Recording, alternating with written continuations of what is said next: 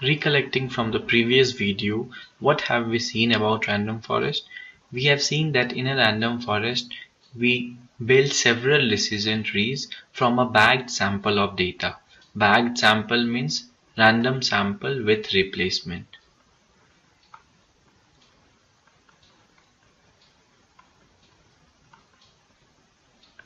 So in each of the bagged sample, around 2/3 of the total data is taken as the training data. So if we have n rows in our data, around 2/3 of n rows will be taken as the training data, and the remaining data will be taken as the out of bag sample. Now this is a very important term.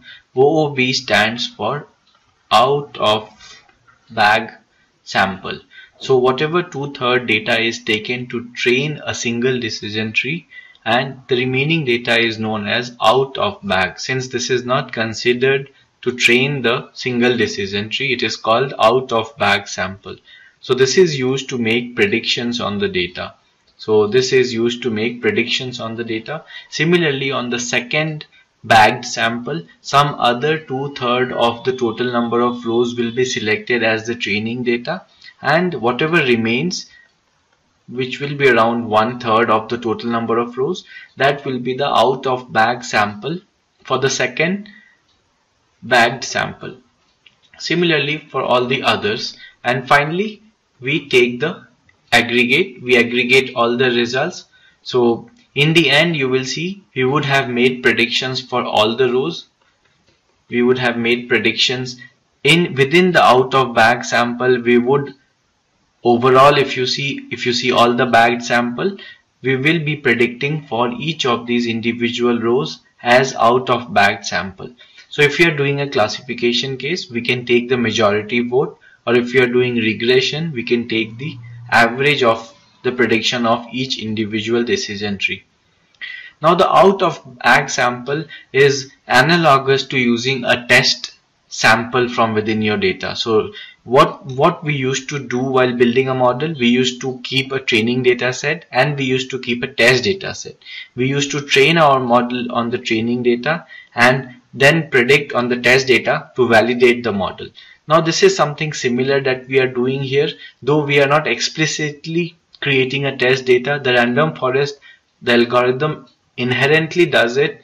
So the algorithm by default does this process. So it creates a training data and it creates a out of sample data on which you make predictions. Now remember, these 1/3 data is not used to create the model.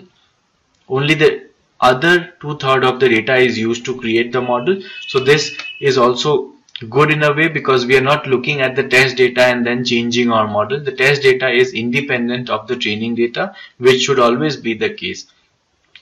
Now this out of bag, whatever accuracy or the error that we get on the out of bag sample, is a very good estimate of the actual accuracy or the actual performance the random forest model would do on the test data. So whatever performance, let's say we get a performance, so there is a term called out of bag error, which is very popular.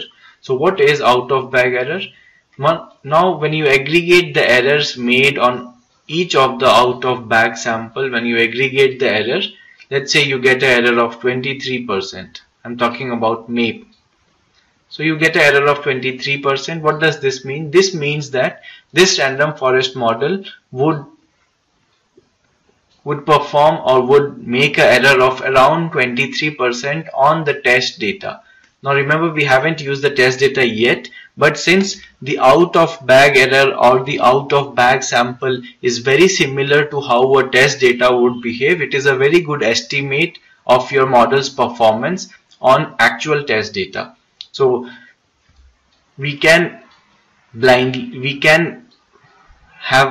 a good guess here that the random forest model would make an error of around 23% on the test data as well, since it is giving an error of around 23% on the out of bag sample. So the point I'm trying to make is the out of bag error is a very good estimate of the model's performance or the model's error on actual test data.